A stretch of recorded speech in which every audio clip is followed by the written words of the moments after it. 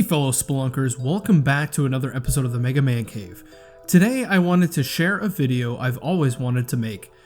In the modern age of gaming, there seem to be little to no secrets. Social media and press releases keep our insatiable hunger for chronic information flow at bay, with secrets being leaked and financial troubles becoming the norm. I remember the days when I'd find out about a game for the very first time in a magazine. Game Informer or Nintendo Power, what have you, relying on screenshots of assumed gameplay, or being completely surprised by a new title being released when it was staring me in the face on the shelf of my local electronics department. Nowadays, when game companies are struggling with profits, you tend to hear about it. Take the Telltale Games debacle for instance. News of the studio's impending closure exploded all over the internet, spawning an insurmountable level of hate and discontent over the company's choices. With the gaming industry becoming more and more cutthroat by the minute, plenty of studios close up shop and licenses either go down with the ship or are sold and never utilized again. So naturally, as gamers, we seem to be used to accepting the fate of some titles that were bankrupted into impossibility. But what about a gaming company that is alive and well but refuses to produce new titles despite how highly anticipated these sequels may be? I give you Exhibit A. Valve. Now I know you may be saying to yourself, Valve hasn't gone anywhere. This is true. Due to not obliging to report their earnings, it's impossible to know how well the company is doing, but with sales on Steam occupying around 75% of the PC market, it's hard to imagine things are too shabby at the company. In fact, Valve made $4.3 billion in revenue in 2017, and with a company payroll of only 360 or so employees, well, you can do the math. To make it worse, they didn't even make a game that year. As far back as 2011, Gabe Newell himself estimated that Valve was the most profitable company in the United States on a per-employee basis. So, with all this money and influence in the gaming industry, what has effectively stagnated the once AAA titled company? Let's take a look back at Valve's history to see if we can find out. The LLC for the company Valve was filed for in 1996 by ex-Microsoft employees Gabe Newell and Mike Harrington, desperate to make a name for themselves and pour some of their newfound millions into the market. The brand new company practically became neighbors with the former company, moving 5 miles down the road and opening up shop later that year. Early on, Valve acted much like a standard developer, focusing on the production of games with the support of a high-profile producer to aid them. Their first independent I.O., Half-Life, was released in 1998, though it didn't really come easy for them. As a suspenseful first-person shooter driven by story, not many studios wanted to take that type of a chance for something so incredibly ambitious at the time. Eventually, Sierra took a chance on the developer and the game was released to astounding critical acclaim. One of Valve's early claims to fame was its undying support of the modification of games. Team Fortress followed a release in 1999, Counter-Strike in 2000, and Day of Defeat, licensed by future juggernaut Activision, in 2003, all originally existed as mods of Quake and Half-Life respectively. Valve essentially took these mods that people had created, hired them, and just re-released them in physical form, profiting immensely.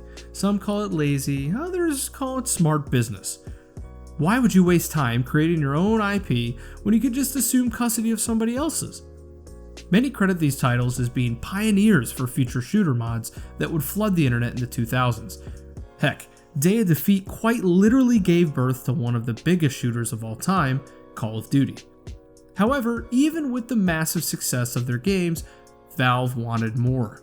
Steam emerged in 2002 originally as a passion project for the company, a unique platform used to provide patches or updates to existing games. It was clunky, bare bones, and many gamers hated some of the restrictive functionality the UI employed. It reminded me of the proprietary software that my first video camera installed on my computer. Easy to use, they claimed. In 2004, right after the LLC was dropped in order to become Valve Corporation, the company pissed off more people by requiring all future games to utilize Steam to run. Valve liked the control that they had of the consumer, and it kicked their ventures into high gear. By 2005, third-party developers were in the mix, and the rest of the late 2000s saw the program skyrocket in popularity. Eventually, even the fugly UI got a makeover, added some features, and before you know it, ballooned into the beast that it has become today. The mid to late 2000s was also really when Valve had its heyday with regard to new games. Half-Life 2, Portal, Left 4 Dead, Left 4 Dead 2, and Portal 2 all rocked gamers' worlds with their releases, and Valve was sitting on top of the world when it came to reliably producing quality titles for gamers to enjoy. Not only was Gabe Newell and company creating unreal hype for each release, but their ingenuity titles were being ported to Microsoft and Sony consoles. Despite his original disdain for the PS3's hardware, Gabe Newell eventually succumbed to the console market. So I'd really like to thank everyone at Sony for their gracious hospitality and for not repeatedly punching me in the face. The Orange Box was one of the best valued 360 games when it came out, and even today. Its compilation of exclusive gems introduced the PC giant to an entirely new audience, myself included. Valve was the king on campus, which is incredible for a developer that really only had 2 unique IPs. Through sheer necessity and accessibility, Steam has become an undeniable juggernaut in the world of gaming. It's doing so much in sales from third-party titles alone that Valve realistically doesn't have to do anything to make absurd amounts of cash. Since 2012, they've released only one exclusive gaming title. One. Are they bored? Are they done with gaming? What the heck is going on? One theory that exists is that Valve is making so much dang money, there's absolutely no need to make games anymore. Well, I mean, this really more is kind of a fact than a theory. What more does a developer need to prove in the gaming world that it hasn't already done? Create intuitive and inventive games that blow away the status quo and make tons of money? Check. Create a program that makes downloading and tracking digital titles a cinch? Check. Create their very own peripheral for gaming that was pretty good? Check. This would be somewhat realistic solely due to the responses that Gabe himself has flippantly barraged fans with over the years. How many thousands of times has he lied to us about the status of Half-Life 3? If you've been paying attention though, these false promises have all but withered into non-existence over the last few years. Interviews went from being extremely detailed with what the new crew assigned to Half-Life 3 was specifically working on, next to tight-lipped nothing to say comments. No news certainly isn't good news in this case. Maybe Valve HQ consists of a bunch of unmotivated has-beens that are swimming around in red wine baths and wiping their butts on Benjamins. Current favorite snack is this big pink cookie, but it's kind of a commitment to eating snacks because it's about 7,000 calories per cookie. So what I do is I'll take it and then I'll bring it back to my desk and eat like a little bit at a time. It takes me about a week to eat one. However, we can't be too quick to forget that we still make games, guys! Enter this enigmatic turd, stage left. Gabe did offer some relief in 2017, where he said Valve was creating a game that was entirely single player, but almost didn't understand why they would want to focus on old IPs. He said, quote, "The only reason we'd go back and do a super classic kind of product is if a whole bunch of people just internally at Valve said they wanted to do it and had a reasonable explanation for why they did." That's almost like the nail in the coffin for our gaming nostalgia. Another theory is that Valve can't count to 3. No, really. Just type that phrase into YouTube search bar and you'll see exactly what I'm talking about. Half-Life 1, yes. Half-Life 2, heck yeah. Half-Life 3, no! Team Fortress 2, Team Fortress 3? That's funny. Portal 1 and 2, Left 4 Dead 1 and 2, the list goes on and on. From what I can gather, Left 4 Dead 3 was the furthest Valve game in production before it was cancelled. Hackers all over the internet have uncovered bits and pieces of that game over the years, and it's honestly a tragedy that they'd shelve a series they spent millions and millions of dollars advertising. Are they such a titan of gaming, and has so much time passed since a major release that they're honestly worried that the games they release couldn't live up to the hype? There's plenty of games, plenty of them that have been in production for what seemed like an eternity that have suffered from this in the past. Duke Nukem Forever, The Last Guardian, No Man's Sky all got scorched by reviewers when they launched.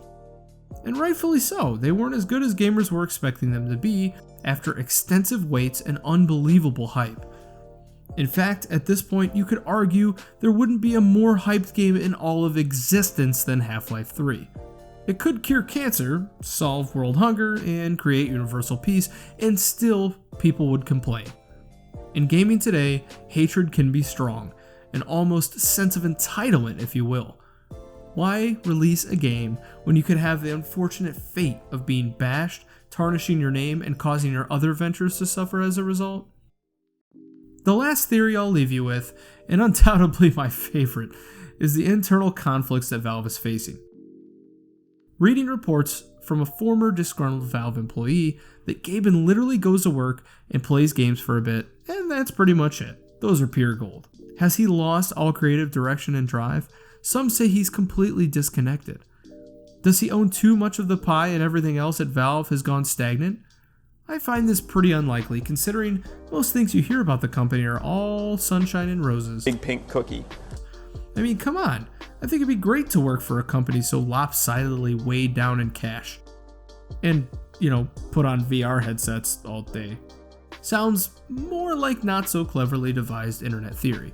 With Steam being the fortunate cash cow it is, I don't see Valve changing their trajectory anytime soon when it comes to games. We may see some titles trick in here and there, but nothing on the level of their glory days. There's simply nothing for them to gain by releasing games anymore. This is smart from a business perspective, but absolutely heartbreaking for the average consumer of video games. If anything, they'll most likely use their creative resources to develop future software or peripherals like they're doing in order to branch out past just PC gamers. Well, I hope you enjoyed this video as we uncovered what's going on at Valve and what is lying ahead. If you made it this far in the video, consider subscribing, smashing that like button, and be sure to click the bell for notifications so that my videos pop to the top of your list. As always guys, this is the Mega Man Cave signing out. Happy spelunking.